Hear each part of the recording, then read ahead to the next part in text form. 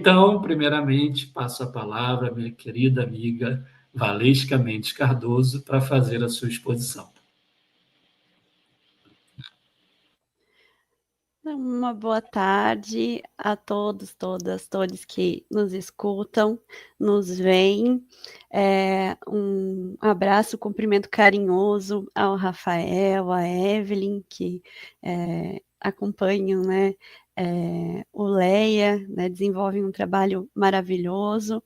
A Carolina também, que está nos bastidores, né, junto com a Evelyn. E um cumprimento especial às companheiras de mesa, a Ana Paula e a Eveline, e eu também vou fazer minha autodescrição aqui, a minha audiodescrição, desculpa, e eu estou, eu sou uma mulher branca, com cabelos já grisalhos, ainda com 38 anos, tenho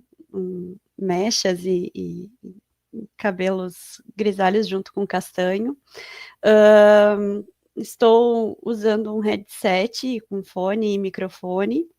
e um óculos, e vestindo uma blusa mais quentinha, cor de vinho, com uma gola em malha e um batom forte da mesma cor. E o meu fundo é uma parede com uma janela do quarto, e eventualmente vocês vão ver a movimentação do meu companheiro canino, Kiano, que está deitado na cama atrás. Bom, então eu fico muito honrada, muito feliz de participar dessa mesa, né? E dizer que os seminários do Leia sempre são muito instigantes, né? Com debates, discussões muito profundas, muito relevantes, uma perspectiva crítica, né? De diálogos disciplinares, né? Então, que se propõe, inclusive, a romper com essa dureza e essa divisão das disciplinas, né, das áreas do conhecimento. Então, é sempre uma alegria, né, participar de um espaço tão sério, acadêmico, né, e relevante, né, relevante e importante. O título da minha fala, e eu não fiz nenhuma apresentação de slides, muito também em função do tempo, né, de 20 minutos, pensei em fazermos ali, né, a proposta de um diálogo, até pelo formato da mesa, a margem, né, o caminho, as fronteiras da justiça global. E nesse sentido, né, a minha proposta aqui, e também dialogando com a própria palestra de abertura do professor Fábio, hoje pela manhã, é pensar que as questões, né, de injustiça, de opressões que enfrentamos na nossa época, né, nesse quarto já, nesse primeiro período do nosso século, do nosso milênio, elas precisam, nos convidam, nos convocam a repensar toda a construção, né, material, estrutural e também ideológica, que nós temos, né, socialmente, e que domina e cada vez se expande mais, né, e destrói formas de vida, formas de ser, de viver, de performar no mundo, que são diversas, né? Então, a margem, o caminho, né, é porque quando eu pensei nesse título, eu pensei que a forma da gente começar a pensar em algumas soluções que sejam efetivas, né, que de fato consigam nos salvar enquanto espécie, enquanto habitantes do planeta, né, enfim, elas vão aparecer quando nós olharmos para as margens, né, para aqueles que estão excluídos e por que excluídos, e também por essas tecnologias de exclusão, né? Então,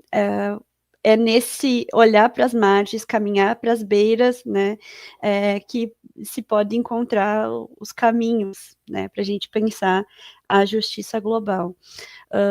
E também inspirado, né, nessa noção de fronteira, que ela é uma noção bastante potente também,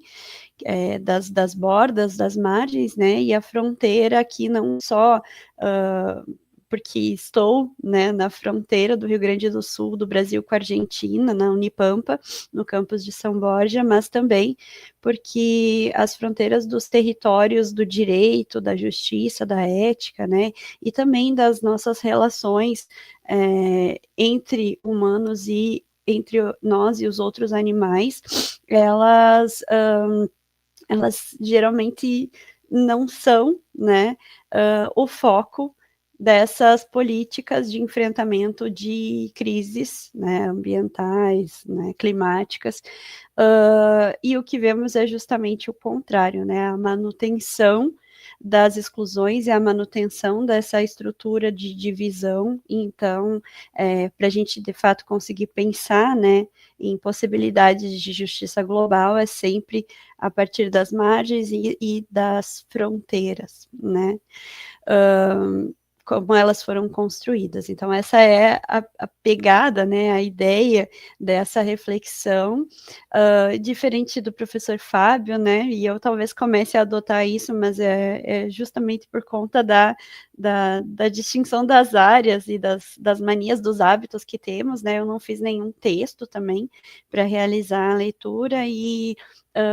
vou colocar aqui apenas, né, algumas reflexões estruturadas, né, oralmente apenas. Tá? Bom, então, a gente sabe, né, e como uma introdução à mesa, na verdade, porque as duas colegas vão tratar dessas outras duas questões, né, tanto da perspectiva da sociabilidade das relações e também das políticas de enfrentamento às crises ambientais, né, a gente sabe que o que estamos vivendo em termos, né, de catástrofes climáticas, de crises climáticas, elas são decorrências, né, da nossa forma, né, de relação com o meio ambiente, né, e as nossas relações de produção. Tá? Então, é a nossa maneira de estruturar, né, naquela perspectiva bem marxista mesmo, de estruturar os modos de produzir as nossas condições de existência, né, que nós adotamos, né, historicamente, este modo de produção e as nossas sociedades estão, então, dentro, né, dessa lógica de reprodução do capital, né? E isso vai ter um impacto, né? E aí, quando a gente fala que a crítica se faz ao capitalismo, quando isso não se faz dentro da academia, se faz, por exemplo, em debates públicos na internet, né, ou em discussões assim que não chegam muito qualificadas, né, nas nossas famílias, nas nossas vizinhanças, assim, ela não é de fato realmente muito compreendida, né, porque faltam ali assim muitos pressupostos de entendimento a respeito do que é isso que a gente critica no modo de produção capitalista, né? E aqui, então, só para alinhar, né, esses pressupostos e dizer justamente que a diferença, né, crucial, digamos, entre essa forma de produzir, né, os bens e as condições materiais de existência para os outros modelos produtivos, os outros modelos de arranjo social, é que a gente produz, né, para um fim que não é a utilidade,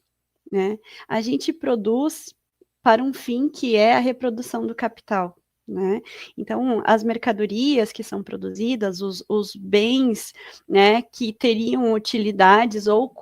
que forjamos utilidades, né, são produzidos para que na sua circulação, para que na sua né, concretização ali da venda, né, eles possam realizar a exploração do trabalho e da mais-valia que acontece lá, que é a exploração do trabalhador na fase da produção. Então, isso significa dizer, né, que o mercado de bens, né, e de serviços, mas especialmente de bens, né, ele se justifica não para a satisfação das nossas necessidades, né? Ele se justifica para satisfazer as necessidades do capital, que é a reprodução infinita, né? E isso faz toda a diferença, porque o que vamos produzir, como vamos produzir e quanto e até quando vamos produzir, não é definido por conta das nossas necessidades, e isso, inclusive, né, molda na gente, no humano moderno e no contemporâneo,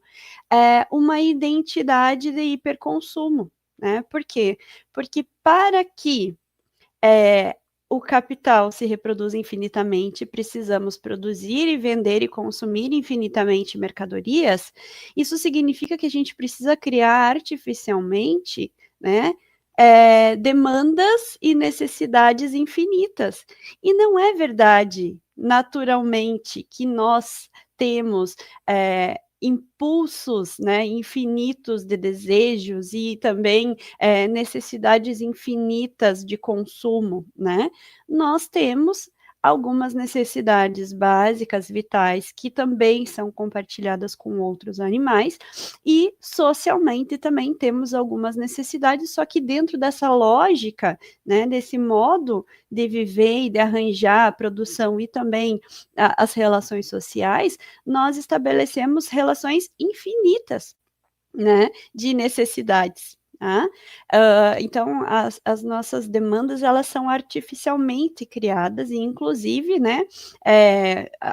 a verdade, né, subvertida do capitalismo é que não é a demanda que cria a produção, é a produção que cria a demanda. E cada vez mais nós vemos, né, produção de tecnologias, de bens, de mercadorias que são impostas a gente como uma necessidade, né? E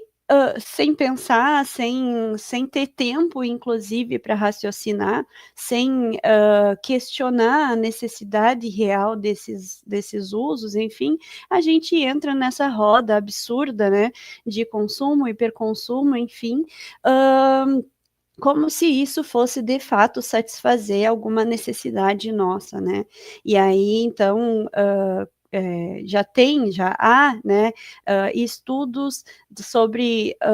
a grande diferença, por exemplo, de renda, né, em relação a marcadores de felicidade, né? E se você tem, por exemplo, aquilo que é necessário para a satisfação do básico, que te dê uma segurança, né? É aquilo que é necessário, então, para que você possa construir relações saudáveis e também ser feliz. Porém, da satisfação do básico até uma grande, né, quantidade de bens e de renda, é irrelevante, inclusive é causa de infelicidades, porque você vai nunca estar satisfeito, né? Então, eu quis também trazer esse aspecto de inserir essa discussão toda a respeito da nossa relação com o meio, em especial a nossa relação com os outros animais, como causadora, né, das crises que vivemos, né, justamente para a gente entender que isso tudo é artificial e pode ser mudado, e a gente faz parte disso, inclusive mesmo quando a gente já está consciente do problema e não consegue, né, mesmo fazendo, entre aspas, a sua parte, enquanto consumidor consciente, enfim, ainda assim não consegue, né, vislumbrar alternativas muito concretas e eficientes. Por quê? Porque a gente não está falando, de fato, da saída desse modelo, né, da ruptura com esse modelo. Né? E aí eu também falo aqui enquanto professora e pesquisadora da área do direito ambiental, né? E que ali há mais de 10 anos trabalha com esse componente, com essa disciplina, e as pesquisas também, né, que são relacionadas na área, e que as grandes saídas, né, que são colocadas no âmbito das discussões internacionais, dos estados, das organizações internacionais, da ONU, né, dentro das discussões ambientais, né, das pautas ambientais, a questão da poluição, a questão, né, das mudanças climáticas, né, da proteção da biodiversidade, está tudo isso sendo tratado e amplamente discutido, sem tocar no ponto principal, que é justamente a forma de produzir. Né? Quando a gente olha os documentos internacionais que foram produzidos na década de 70 e mesmo na década de 90 do século passado, né? Então, aqueles documentos mais simbólicos, mais estabelecedores ali de intenções e de diretrizes, né, do mundo em relação à questão ambiental, que são as declarações de Estocolmo e a Declaração do Rio de Janeiro, eles falam, né, dessa questão do consumo racional, da produção racional, falam da questão de uma necessidade de planificação da economia, mas não adianta sem conectar esse aspecto, né, do capitalismo, né? Então, vamos planificar a economia e decidir o que será produzido, como, quando, quanto e para quem, né? Mas com um objetivo diferente do capitalismo, né? Então, isso não é enfrentado. Né? E da mesma forma que não se enfrentam essas questões estruturantes, né, dessas sociabilidades, dessas formações sociais que o Brasil faz parte, enfim, está dentro dessa economia global, né, não se fala também de um outro, né, de um outro grande impedimento para enfrentar de forma eficiente esses nossos problemas, que também surge junto, né, com essas estratégias de formação social capitalista, que é justamente pensar, né, uma constituição de um humano universal, constituído enquanto não animal, né? Então, a animalidade constituída como o oposto, como a negação, como a total oposição, né, do humano, e esse humano também, né, construído como universal a partir de um ponto, né, bem específico, né, de um local, de um território, de uma prática, né, de um conjunto de hábitos e modo de vida muito específico, que era o homem, né, branco, europeu, dono, né, dos meios de produção, capitalista, portanto, né, burguês, e também que trata, nossa, já está acabando o tempo, que absurdo, e que trata também, né, que tem tudo aquilo, né, que opõe aos marginalizados. Então, a partir dessa constituição, desse humano, enfim, né, a gente tem a segregação e a exclusão dos outros animais, né, como constitutivo da ideia de humanidade, mas também a gente tem, né, a constituição dos outros sujeitos como falta, né? Então, sub-humanos, né? Então, a mulher que não tem as capacidades do homem, que não tem a mesma racionalidade, as pessoas negras também, nessa mesma época, vistas, né, como inferiores, né, como um físico superior, porém uma racionalidade inferior, as populações tradicionais, indígenas, né, vistas também como sem alma, né, como sem fé, e aí a gente tem, né, esses dois grandes marcos que constituem os problemas da nossa época, né, e que não há possibilidade de revisão, de constituição de soluções efetivas e de justiça no mundo, se nós não formos nessa raiz, na raiz da produção, né, retomarmos ali uma economia que seja feita para os humanos e também para os outros, né, que necessitam de consumo, enfim, uma interação, um metabolismo saudável com a terra, né, e com os nossos territórios, e também sem desconstruir, abandonar, né, essa ideia de humano na sua raiz, né, e até como o Fábio ventilou, mas é algo que eu acredito que é o caminho, né, é reconstruir a nossa humanidade a partir da animalidade, né. E a própria Martha Nussbaum, que trata das fronteiras da justiça e vai avançar, mesmo que dentro, né, de um liberalismo político ali, vai avançar reflexões sobre esses excluídos, né, da justiça global, que são as pessoas com deficiência, os estrangeiros, né, e também os outros animais. Ela também vai, né, mostrar que a dignidade, né, que se funda, a dignidade do humano que se funda nessa racionalidade excludente, nessa lógica, né, de superioridade, ela precisa ser abandonada e nós precisamos retomar, né, uma dignidade não só da vida, né, mas uma dignidade da animalidade, que vem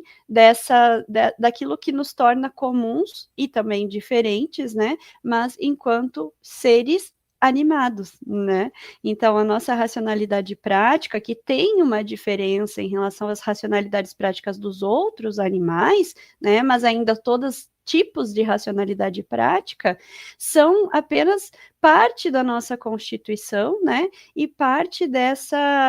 daquilo que nos constitui, que são as nossas vulnerabilidades e necessidades animais, né, e diferentes necessidades, e também as nossas sociabilidades, né, que é essa necessidade de viver juntos, de coabitar, né, de coexistir no mundo. Então, pensando apenas nessas margens, né, olhando para aquilo que é a constituição dessas exclusões materiais e ideológicas, é que a gente vai conseguir, de fato, alcançar alguma solução, né, que seja efetiva. Então,